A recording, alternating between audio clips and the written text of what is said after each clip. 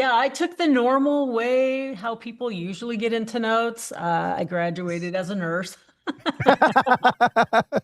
Yeah. Prerequisite, You of know, course. my dad, my grandfather was a doctor. My dad was a doctor. My mom was a nurse. My Yeah. mom and dad met in the OR. She was his favorite OR nurse.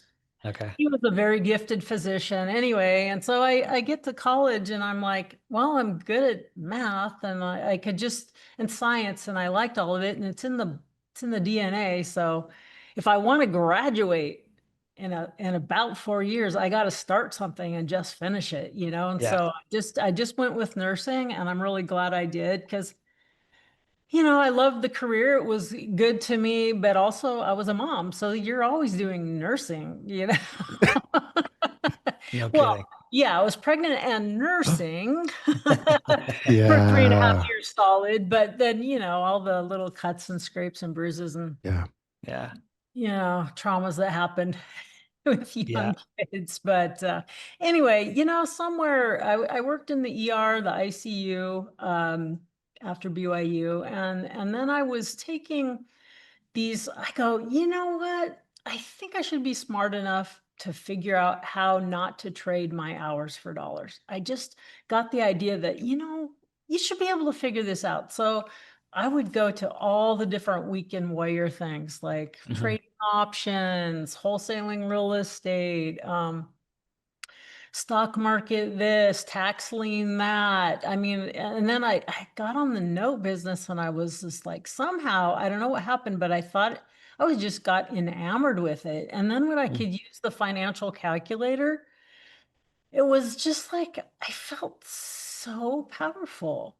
I remember it was like when I was in third grade and my third grade teacher said he taught us all about all the planets in the solar system. And I sat back in my chair and said, now I know everything. I felt like, wow, I had just been mind blown, Yeah.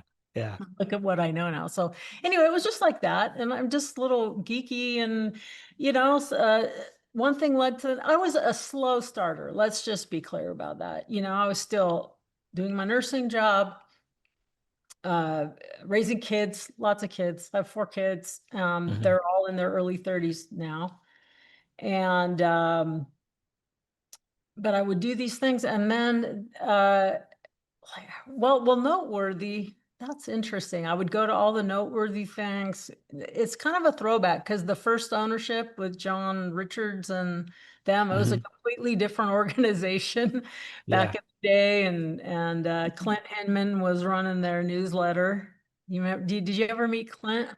I heard of him. I I've not I met think him. I met him once. Yeah. Yeah, yeah. Anyway, so that's kind of the era that I was, just sort of coming out. But anyway, so I just figured, well, I took 7 years. I took 7 years of just Huh. keeping my thing going, and it took that long for me being around the conversation for it to become second nature. So Uh, when they come on my little calls and stuff, they go, we're kind of intimidated because there's a lot of smart people. They're using a lot of words on your show. And I'm like, well, just speak up because I get it. But Yeah. yes. unless somebody speaks up, like it's just like when I was in the ER, we had our own little language and we knew Sure. what we meant, but nobody else, that was ER speak, right?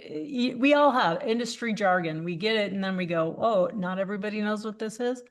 Yeah. But anyway, I took a long time. I always say I was on the short bus, getting to it. And I didn't make the leap from on W-2 to entrepreneur look graceful. Let's just put it that way. But I just have a lot of passion and a lot of heart and sometimes not a lot of brain. So I had this really the thing that made me jump from my nursing job in 2004 was if all now they're in middle school, 4 kids in middle school, right?